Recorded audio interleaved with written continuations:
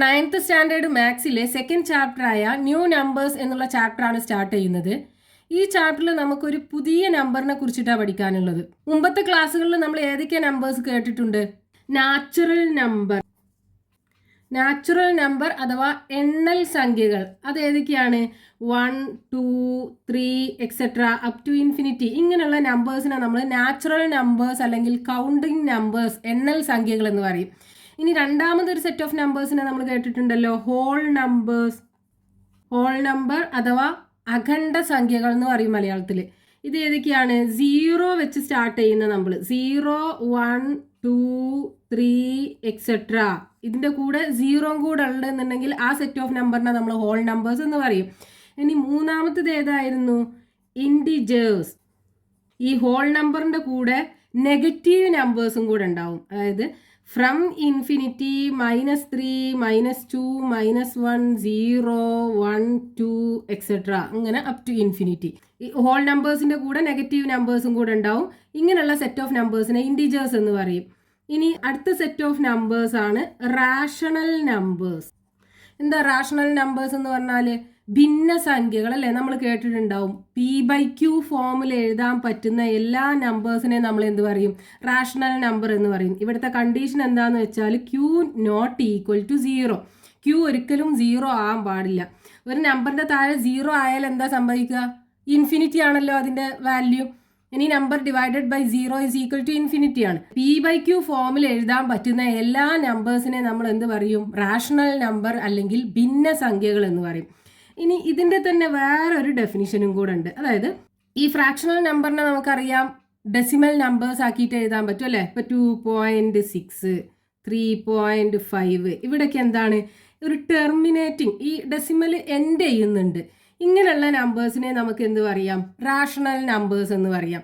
പിന്നെ വേറൊരു കാറ്റഗറി എന്ന് പറയുന്നത് 2.67, 67 ഇങ്ങനെ ഈ 67 എന്നുള്ള ഈ ബ്ലോക്ക് നോക്കും, ഇങ്ങനെ റിപ്പീറ്റ് ചെയ്ത് വരുന്നുണ്ടല്ലോ. ഇങ്ങനെയുള്ള ഇത് നോൺ ടെർമിനേറ്റിംഗ് ആണ്, അങ്ങനെ എൻഡ് ചെയ്യാതെ പോയിക്കൊണ്ടിരിക്കുകയാണ്. പക്ഷെ ഇവിടെ ഒരു റിപ്പീറ്റിംഗ് ബ്ലോക്ക് ഉണ്ട് ഡെസിമലിന് ശേഷം. ഇങ്ങനെ ഉണ്ടെങ്കിൽ ഈ ഡെസിമൽ നമ്പേഴ്സിനെ നമുക്ക് എന്ത് പറയാം? റാഷണൽ നമ്പേഴ്സ് എന്ന് പറയാം. അപ്പോൾ റാഷണൽ നമ്പേഴ്സിന് 3 ഡെഫിനിഷൻ ഉണ്ട്. P/Q ഫോമിൽ എഴുതാൻ പറ്റുന്ന എല്ലാ നമ്പേഴ്സിനെ നമുക്ക് റാഷണൽ നമ്പേഴ്സ് എന്ന് പറയാം. ഡിനോമിനേറ്റർ 0 ആകാൻ പാടില്ല.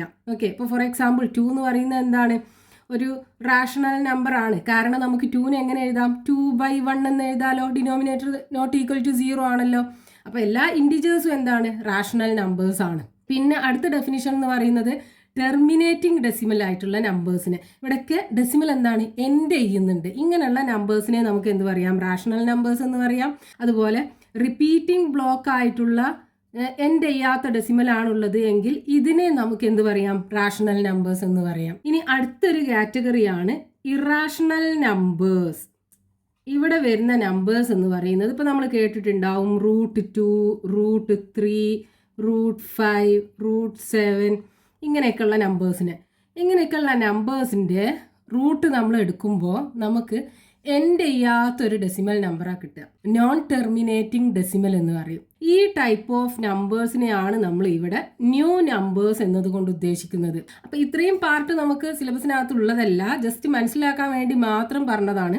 ഈ ഇറാഷണൽ നമ്പേഴ്സ്, P/Q ഫോമിൽ എഴുതാൻ പറ്റാത്ത നമ്പേഴ്സ്, നോൺ ടെർമിനേറ്റിംഗ് ഡെസിമൽ ആയിട്ടുള്ള നമ്പേഴ്സ്, ഇതിനെയാണ് നമ്മൾ ഇറാഷണൽ നമ്പേഴ്സ് എന്ന് പറയുന്നത്. ഇതിൽ √2നെ √3നെ ഒന്നും നമുക്ക് ഈ ഒരു ഫോമിൽ എഴുതാൻ പറ്റൂല. P/Q ഫോമിൽ എഴുതാൻ പറ്റൂല. അതായത് ഫ്രാക്ഷണൽ നമ്പർ ആയിട്ട് എഴുതാൻ പറ്റൂല. അപ്പോൾ ഇതിൻ്റെ പ്രത്യേകത എന്താണ്? ഇതിൻ്റെ വാല്യൂ നമ്മൾ എടുത്തു കഴിഞ്ഞാൽ അത് നമുക്ക് കിട്ടുന്നത് എന്തായിരിക്കും? ടെർമിനേറ്റ് ചെയ്യാത്ത ഒരു ഡെസിമൽ നമ്പർ ആയിരിക്കും കിട്ടുക. ഇങ്ങനെയുള്ള നമ്പേഴ്സാണ് നമുക്ക് ഈ ചാപ്റ്ററിനകത്ത് പഠിക്കാനുള്ളത്. ഇതിൽ നമുക്ക് √2ൻ്റെയും √3യുടെയും വാല്യൂ എന്ന് പറയുന്നത് √2 ഈസ് ഈക്വൽ ടു 1.41421 എക്സെട്ര ഇങ്ങനെ അപ് ടു ഇൻഫിനിറ്റി വരെ അങ്ങനെ എക്സ്റ്റെൻഡ് ചെയ്ത് പോവുകയാണ്. നമുക്ക് ഈ 3 ഡെസിമൽ പ്ലേസിന് റൗണ്ട് ചെയ്തിട്ട് √2ൻ്റെ വാല്യൂ 1.414 ഇത്ര ആക്കിയിട്ട് എടുക്കാം. ഈ വാല്യൂ നമ്മൾ കാണാതെ പഠിച്ചു വെക്കണം. ഇനി √3ൻ്റെ വാല്യൂ എന്ന് പറയുന്നത് 1.73205 എക്സെട്ര അപ് ടു ഇൻഫിനിറ്റി. ഇതിനെ നമുക്ക് 3 ഡെസിമൽ പ്ലേസിന് റൗണ്ട് ചെയ്ത് എഴുതുകയാണെന്നുണ്ടെങ്കിൽ √3 ഈസ് ഈക്വൽ ടു 1.732 വരെ എടുക്കാം. ഇങ്ങനെ 3 ഡെസിമൽ പ്ലേസിന് കറക്റ്റ് ചെയ്തിട്ട് എഴുതാം. ഇതിൻ്റെ വാല്യൂ നമ്മൾ കാണാതെ പഠിച്ചു വെക്കണം. ഇത് എക്സാക്റ്റ് വാല്യൂ അല്ല, അപ്രോക്സിമേറ്റ് വാല്യൂ ആണ്. അപ്രോക്സിമേറ്റ് കാണിക്കാൻ നമ്മളിതാ ഇങ്ങനെയാണ് ഇടുക. അത് ഇതിൻ്റെ എക്സാക്റ്റ് വാല്യൂ നമുക്ക് കണ്ടുപിടിക്കാൻ പറ്റൂല. അപ്പോൾ നമ്മൾ √2ൻ്റെ വാല്യൂം √3യുടെ വാല്യൂം ഒന്ന് ഓർത്ത് വെക്കണം, നമുക്ക് പ്രോബ്ലം ചെയ്യുമ്പോൾ ആവശ്യം ഉണ്ടാവും. നെക്സ്റ്റ് നമുക്ക് ഈ ചാപ്റ്ററിനകത്ത് അറിഞ്ഞിരിക്കേണ്ട ഇമ്പോർട്ടൻറ്റ് തിയറാണ് പൈതഗോറസ് തിയറം. ഇത് അറിയുന്നുണ്ടെങ്കിൽ മാത്രമേ നമുക്ക് ഈ ചാപ്റ്ററിനകത്തുള്ള ക്വസ്റ്റ്യൻസ് ചെയ്യാൻ പറ്റുള്ളൂ. അപ്പോൾ പൈതഗോറസ് തിയറം എന്ന് പറഞ്ഞു കഴിഞ്ഞാൽ നമുക്കൊരു റൈറ്റ് ആംഗിൾഡ് ട്രയാങ്കിളിനകത്ത് മാത്രമേ ഈ തിയറം അപ്ലൈ ചെയ്യാൻ പറ്റുള്ളൂ. റൈറ്റ് ആംഗിൾ ട്രയാങ്കിൾ എന്ന് പറഞ്ഞാൽ അതിൻ്റെ ഒരു ആംഗിളിൻ്റെ വാല്യൂ എന്തായിരിക്കും? 90 ഡിഗ്രി ആയിരിക്കും. ഈ 90 ഡിഗ്രിക്ക് ഓപ്പോസിറ്റ് ആയിട്ടുള്ള സൈഡ് ആണല്ലോ ലാർജസ്റ്റ് സൈഡ്. ഇതിനെ നമ്മൾ എന്ത് പറയും? ഹൈപ്പോട്ടന്യൂസ്. ഈ സൈഡിനെ ആൾട്ടിറ്റ്യൂഡ് എന്ന് പറയും. ഇനി ഇതിന് ബേസ് എന്ന് പറയും. അപ്പോൾ 90 ഡിഗ്രിക്ക് ഓപ്പോസിറ്റ് ആയിട്ടുള്ള ലാർജസ്റ്റ് സൈഡിനെ ഹൈപ്പോട്ടന്യൂസ് അഥവാ കർണം എന്ന് പറയും. ഇതിൻ്റെ ഈ പെർപെൻഡിക്കുലർ ആയിട്ടുള്ള സൈഡിനെ ആൾട്ടിറ്റ്യൂഡ് അല്ലെങ്കിൽ ലംബം എന്ന് പറയും. ഈ സൈഡിനെ നമ്മൾ ബേസ് അഥവാ പാദം എന്നും പറയും. നമുക്ക് ഇതിനെ എയും ഇത് ബിയും ഇത് എച്ചും ആക്കി എടുക്കാം. ഇനി ഈ പൈതഗോറസ് തിയറം എന്താ പറയുന്നത് എന്ന് വെച്ചാൽ ഈ ഹൈപ്പോട്ടന്യൂസ് സ്ക്വയർ, അതായത് ലാർജസ്റ്റ് സൈഡിൻ്റെ square is equal to altitude square plus base square. അതായത് ഹൈപ്പോട്ടന്യൂസ് സ്ക്വയർ, പൈതഗോറസ് തിയറം പറയുന്നത് hypotenuse square is equal to altitude square plus base square. ഹൈപ്പോട്ടന്യൂസിനെ നമ്മൾ കൊടുത്തത് H. So H square is equal to A square plus B square. ഇതിന് നമ്മൾ ഈ ആൾട്ടിറ്റ്യൂഡിനെയും ബേസിനെയും perpendicular sides എന്നും കൂടെ പറയും. ഈ സൈഡും തമ്മിലുള്ള ആംഗിൾ 90 ഡിഗ്രി ആണല്ലോ. അപ്പോൾ ഇത് രണ്ടിനെയും നമ്മൾ പെർപെൻഡിക്കുലർ സൈഡ് എന്നും കൂടെ നമ്മൾ പേര് പറയും. ഓക്കെ, അപ്പോൾ H square is equal to A square plus B square. അതായത് ഇതിനകത്ത് largest side hypotenuse square is equal to മറ്റ് രണ്ട് സൈഡുകളുടെയും സ്ക്വയറുകളുടെ സമ്മ്. ഇതാണ് പൈതഗോറസ് തിയറം പറയുന്നത്. ഇനി ഇതിനകത്ത് നിന്ന് നമുക്ക് എച്ച് ഇസ് ഈക്വൽ ടു എന്ന് പറഞ്ഞ് എഴുതാലോ. എച്ച് ഇസ് ഈക്വൽ ടു എന്താ ഉണ്ടാവുക? ഇതിൻ്റെ ഇവിടെ നമ്മൾ സ്ക്വയർ റൂട്ട് എടുക്കുക. എച്ച് കിട്ടണം എന്നുണ്ടെങ്കിൽ എച്ച് സ്ക്വയറിൻ്റെ സ്ക്വയർ റൂട്ട് എടുക്കണം. അപ്പോൾ എച്ച് ഇസ് ഈക്വൽ ടു ഇതിൻ്റെ സ്ക്വയർ റൂട്ട് എടുക്കുക. Square root of A square plus B square.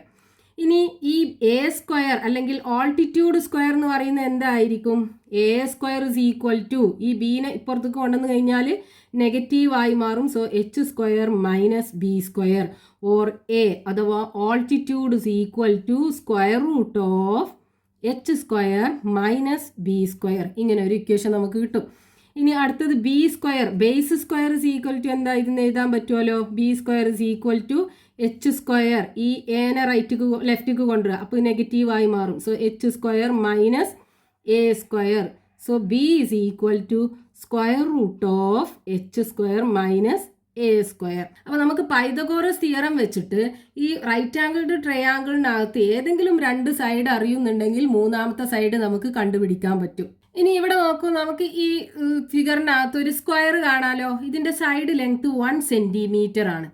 അപ്പോൾ ഇതിൻ്റെ ഏരിയ നമുക്ക് എങ്ങനെ കണ്ടുപിടിക്കാം? ഏരിയ ഈസ് ഈക്വൽ ടു, ഒരു സ്ക്വയറിൻ്റെ ഏരിയ കണ്ടുപിടിക്കാനുള്ള ഫോർമുല എന്താണ്? Side into side.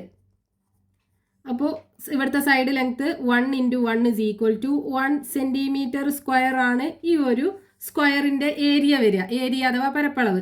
ഇനി നമുക്കറിയാം ഒരു സ്ക്വയറിൻ്റെ കേസിൽ അതിൻ്റെ 4 ആംഗിളിൻ്റെ മെഷറും എത്രയായിരിക്കും? 90 ഡിഗ്രി ആയിരിക്കുമല്ലോ. അപ്പോൾ ഇവിടെ നോക്കൂ, നമുക്ക് ഇവിടെ ഒരു റൈറ്റ് ആംഗിൾ ട്രയാങ്കിൾ കാണാൻ പറ്റും അല്ലേ? ഇതിൻ്റെ പെർപെൻഡിക്കുലർ സൈഡ്സുകളുടെ ലെങ്ത് 1 സെൻറ്റിമീറ്റർ 1 സെൻറ്റിമീറ്റർ. അപ്പോൾ ഇതിനകത്ത് ഈ ഡയഗണൽ എന്ന് പറയുന്നത് എന്താണ്? ഈ ട്രയാങ്കിളിൻ്റെ, ഈ പെർട്ടിക്കുലർ ട്രയാങ്കിളിൻ്റെ ഹൈപ്പോട്ടന്യൂസ് ആണല്ലോ 90 ഡിഗ്രിക്ക് ഓപ്പോസിറ്റ് ആയിട്ടുള്ള സൈഡ്. അപ്പോൾ ഈ ഡയഗണൽ ലെങ്ത് നമുക്ക് കണ്ടുപിടിക്കാൻ പറ്റും. നമുക്ക് പേര് കൊടുക്കാം എ ബി സി. ഇതിൽ എ സി എന്ന് പറയുന്നത് എന്താണ്? ഇതിൻ്റെ ഹൈപ്പോട്ടന്യൂസ് ആണല്ലോ. So A C is equal to, അപ്പോൾ square root of B C square plus A B square. So BC square plus AB square, so is equal to square root of BC എന്ന് പറയുന്നത് 1 square plus 1 square, that is equal to √2. അപ്പോൾ ഇവിടെ നോക്കൂ, ഇതിൻ്റെ length നമുക്ക് എത്ര കിട്ടും? √2 കിട്ടും. അപ്പോൾ നമ്മളിനി ഈ ഫിഗറിലേക്ക് വരികയാണെന്നുണ്ടെങ്കിൽ ഇതാണ് നമ്മളെ സ്ക്വയർ എന്ന് പറയുന്നത്. ഈ സ്ക്വയറിൻ്റെ ഈ ഡയഗണൽ ലെങ്ത് എന്താണ്? √2 ആണല്ലോ. ഇനി ഈ √2 ഒരു സൈഡ് ആക്കി എടുത്തിട്ട് നമുക്കൊരു സ്ക്വയർ വരച്ചെടുക്കാമല്ലോ. √2 സൈഡ് ലെങ്ത് ഉള്ള ഒരു സ്ക്വയർ വരച്ചെടുക്കാമല്ലോ ഒരു സൈഡൊക്കെയായിട്ട്. സോ ഇവിടെ നമുക്ക് √2 ആണ് കിട്ടുക, ഇവിടെ നമുക്ക് √2 ആണ് കിട്ടുക. ഓക്കെ, സൈഡ് ലെങ്ത്തുകളെല്ലാം √2 ആണ് കിട്ടുക. ഇനി ഈ ഒരു സ്ക്വയറിന്റെ ഏരിയ എന്താണ്? ഏരിയ ഈസ് ഈക്വൽ ടു, അല്ലെങ്കിൽ പരപ്പളവ് is equal to side length into side length അല്ലേ? So √2 into √2 that's equal to, റൂട്ടിനകത്ത് 2 2 ഉണ്ടെന്നുണ്ടെങ്കിൽ നമുക്കൊരു 2നെ പുറത്തെടുക്കാം, 2 സെന്റിമീറ്റർ സ്ക്വയർ. അപ്പോൾ നമ്മൾ ഇവിടെ എന്താ ചെയ്തതെന്ന് വെച്ചാൽ, ഈ ടൈപ്പ് ഓഫ് ക്വസ്റ്റ്യൻ ഉണ്ട് നമുക്ക് ചെയ്യാനായിട്ട്. നമുക്ക് എന്ത് വേണം? 2 സെന്റിമീറ്റർ സ്ക്വയർ ഏരിയയുള്ള ഒരു സ്ക്വയർ വേണം. അപ്പോൾ അതിൻ്റെ സൈഡ് എന്താവണം? √2 ആവണമല്ലോ. നമുക്ക് √2 സ്കെയിലിനകത്ത് മെഷർ ചെയ്തെടുക്കാൻ പറ്റുമോ? ഇല്ല. അപ്പോൾ നമ്മൾ എന്താ ചെയ്തത്? ഇവിടെ 1 സെന്റിമീറ്റർ സൈഡ് ലെങ്ത് ഉള്ള ഒരു സ്ക്വയർ വരച്ചെടുത്തിട്ട് അതിൻ്റെ ഡയഗണൽ വരച്ചു. അപ്പോൾ ഡയഗണലിന്റെ ലെങ്ത് എന്തായിരിക്കും? √2 ആയിരിക്കും. ഇവിടുന്ന് നമുക്ക് √2ന്റെ ലെങ്ത് കിട്ടൂലേ? പിന്നെ ആ ലെങ്ത്തിലുള്ള സ്ക്വയർ വരച്ചെടുത്താൽ മതിയല്ലോ. അപ്പോൾ നമുക്ക് √2 സൈഡ് ലെങ്ത് ഉള്ള ഒരു സ്ക്വയർ കിട്ടും. അതിൻ്റെ ഏരിയ എന്തായിരിക്കും? 2 സെന്റിമീറ്റർ സ്ക്വയർ ആയിരിക്കും ഉണ്ടാവുക. ഇനിയിപ്പം ഈ ക്വസ്റ്റിനകത്ത് നമുക്ക് ഇതിൻ്റെ ഏരിയ കണ്ടുപിടിക്കാൻ ഈസിയാണ്. അപ്പോൾ നമുക്ക് ഇവിടെ കിട്ടിയത് എന്താണ്? 1 സെന്റിമീറ്റർ സ്ക്വയർ ആണല്ലോ ഇതിൻ്റെ ഏരിയ കിട്ടിയത്. ഇവിടെ എത്ര ട്രയാങ്കിൾ ഉണ്ട്? 2 ട്രയാങ്കിൾ ഉണ്ട്. അപ്പോൾ 2 ട്രയാങ്കിളിൻ്റെ ഏരിയ 1 സെന്റിമീറ്റർ സ്ക്വയർ. ഈ സ്ക്വയറിനകത്ത് നോക്കൂ, ഇതാണ് നമ്മൾ √2 സൈഡ് ലെങ്ത് ഉള്ള സ്ക്വയർ എന്ന് പറയുന്നത്, ഈ നീല കളറിൽ കാണിക്കുന്നത്. സോ ഈ സ്ക്വയറിനകത്ത് എത്ര ട്രയാങ്കിൾ ഉണ്ട്? ഈ സെയിം ടൈപ്പ് ഓഫ് ട്രയാങ്കിൾ 4 എണ്ണം ഉണ്ടല്ലോ. അപ്പോൾ 2 ട്രയാങ്കിളിന്റെ ഏരിയ 1 സെന്റിമീറ്റർ സ്ക്വയർ ആണെന്നുണ്ടെങ്കിൽ 4 ട്രയാങ്കിളിന്റെ ഏരിയ എന്തായിരിക്കും? 2 സെന്റിമീറ്റർ സ്ക്വയർ. അങ്ങനെ നമുക്ക് ഈ ഒരു ഫിഗറിനകത്ത് ഇതിന്റെ ഏരിയ കണ്ടുപിടിക്കാൻ പറ്റും. പക്ഷെ നമുക്ക് ഇമ്പോർട്ടൻ്റ് എന്താണ്? ഈ സൈഡ് ലെങ്ത് √2 ലെങ്ത് കണ്ടുപിടിക്കുക എന്നുള്ളതാണ്. അപ്പോൾ 2 സെന്റിമീറ്റർ സ്ക്വയർ ഏരിയ ഉള്ള ഒരു സ്ക്വയർ വരച്ചെടുക്കാൻ പറഞ്ഞു കഴിഞ്ഞാൽ 1 സെന്റിമീറ്റർ സൈഡ് ലെങ്ത് ഉള്ള സ്ക്വയർ വരച്ചിട്ട് അതിൻ്റെ ഡയഗണൽ വരച്ച് ഡയഗണലിൻ്റെ സെയിം ലെങ്ത്തിലുള്ള സ്ക്വയർ വരച്ചെടുത്താൽ മതി. ഇനി 3 സെന്റിമീറ്റർ സ്ക്വയർ ഏരിയയുള്ള ഒരു സ്ക്വയർ എങ്ങനെ നമുക്ക് വരച്ചെടുക്കാം? അപ്പോൾ നമുക്ക് വരച്ചെടുക്കേണ്ട സ്ക്വയറിൻ്റെ ഏരിയ 3 സെന്റിമീറ്റർ സ്ക്വയർ ആകണം. അത് നമ്മളിവിടെ നോക്കൂ, ഇവിടെ ഒരു ഈക്വലാറ്ററൽ ട്രയാങ്കിൾ എടുത്തിട്ടുണ്ട്. ട്രയാങ്കിളിൻ്റെ സൈഡ് ലെങ്ത് 2 സെന്റിമീറ്റർ ആണെന്ന് ഇരിക്കട്ടെ. ഇതിൻ്റെ സൈഡ് ലെങ്ത് 2 സെന്റിമീറ്റർ ആണ്. ഇവിടെ എന്ത് ചെയ്തു? ഈ ഓപ്പോസിറ്റ് വെർട്ടെക്സ് നിന്ന് ഇതിൻ്റെ ഈ ഓപ്പോസിറ്റ് സൈഡിലേക്ക് ഒരു പെർപെൻഡിക്കുലർ വരച്ചു. പെർപെൻഡിക്കുലർ വരക്കുമ്പോൾ അതെന്ത് ചെയ്യും? ഈ ഒരു ഈക്വലാറ്ററൽ ട്രയാങ്കിളിനെ 2 ഈക്വൽ പാർട്ടാക്കിയിട്ട് ഡിവൈഡ് ചെയ്യും. അപ്പോൾ ഈ സൈഡ് എന്താവും? 1 സെന്റിമീറ്റർ ആവും, ഈ സൈഡും 1 സെന്റിമീറ്റർ ആയിരിക്കും കിട്ടുക. അപ്പോൾ ഇവിടെ നമുക്കൊരു റൈറ്റ് ആംഗിൾഡ് ട്രയാങ്കിൾ കിട്ടിയാലോ? ഈ ഒരു ട്രയാങ്കിളിനെ മാത്രം ഞാൻ ഇവിടെ എടുത്ത് വരച്ചിട്ടുണ്ട്. അതായത് ട്രയാങ്കിൾ ABC. ഈ ട്രയാങ്കിൾ ABCക്കകത്ത് ഈ സൈഡ് എത്രയാണ്? 2 സെന്റിമീറ്റർ, ഈ സൈഡ് 1 സെന്റിമീറ്റർ. അപ്പോൾ നമുക്ക് ഈ സൈഡ് എത്രയാ വരിക? AC എന്ന് പറയുന്നത് ആൾട്ടിറ്റ്യൂഡ് അല്ലേ? പെർപെൻഡിക്കുലർ സൈഡിൽ ഒന്നാണല്ലോ AC എന്ന് പറയുന്നത്. അപ്പോൾ ഈ AC ഈസ് ഈക്വൽ ടു എന്താണ് ഉണ്ടാവുക? Square root of largest side hypotenuse, hypotenuse square minus അടുത്ത perpendicular side 1 square. That is equal to square root of 2 square എന്ന് പറയുന്നത് 4 minus 1 square is equal to 1 square root of 3. So ഈ side എത്ര വരും? √3 വരും. അപ്പോൾ നമുക്ക് ഇവിടെ √3യുടെ ലെങ്ത് കിട്ടിയല്ലോ. എന്നിട്ട് എന്ത് ചെയ്താൽ മതി? ഇതിന്ന് ഈ √3യുടെ ലെങ്ത് മെഷർ ചെയ്തെടുത്തിട്ട് ഈ സ്ക്വയർ കംപ്ലീറ്റ് ചെയ്ത് വരച്ചാൽ മതി. അത് വരക്കുന്നത് ഈ സൈഡ് നമുക്ക് എക്സ്റ്റെൻഡ് ചെയ്ത് വരയ്ക്കുക.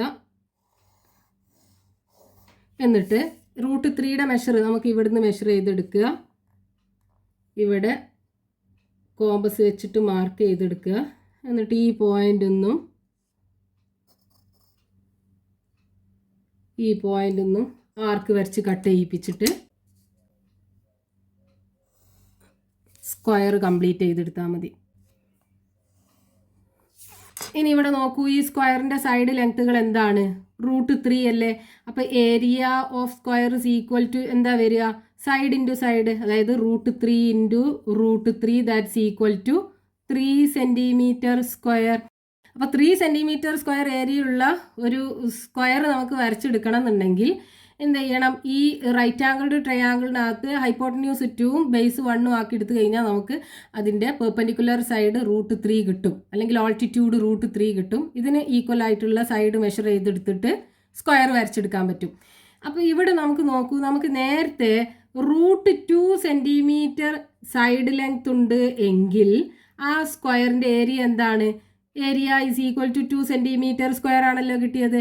ഇവിടെ √3 സെന്റിമീറ്റർ ആണ് സൈഡ് ലെങ്ത് എങ്കിൽ സ്ക്വയറിൻ്റെ ഏരിയ എന്താണ്? 3 സെൻറ്റിമീറ്റർ സ്ക്വയർ. അപ്പോൾ നമുക്ക് ജനറൽ ആയിട്ട് എങ്ങനെ പറയാം, റൂട്ട് എക്സ് ആണ് സൈഡ് ലെങ്ത് എങ്കിൽ അതിൻ്റെ ഏരിയ എന്തായിരിക്കും, area is equal to X centimetre square ആയിരിക്കും ഉണ്ടാവുക. അപ്പോൾ എക്സ് സെൻറ്റിമീറ്റർ സ്ക്വയർ ഏരിയ ഉള്ള ഒരു സ്ക്വയർ വരച്ചെടുക്കണം എന്നുണ്ടെങ്കിൽ നമുക്ക് എന്ത് വരച്ചാൽ മതി, root X centimetre side length ഉള്ള സ്ക്വയർ വരച്ചെടുത്താൽ മതി. അപ്പോൾ ഈ റൂട്ട് എക്സ് എങ്ങനെ കിട്ടുമെന്ന് നമുക്ക് റൈറ്റ് ആംഗിൾ ട്രയാങ്കിൾ വരച്ചിട്ട് അതിന്ന് വേണം ഈ റൂട്ട് എക്സ് കണ്ടുപിടിക്കാനായിട്ട്. അതിന് നമുക്ക് ക്വസ്റ്റ്യൻസ് ചെയ്യുമ്പോൾ മനസ്സിലാവും.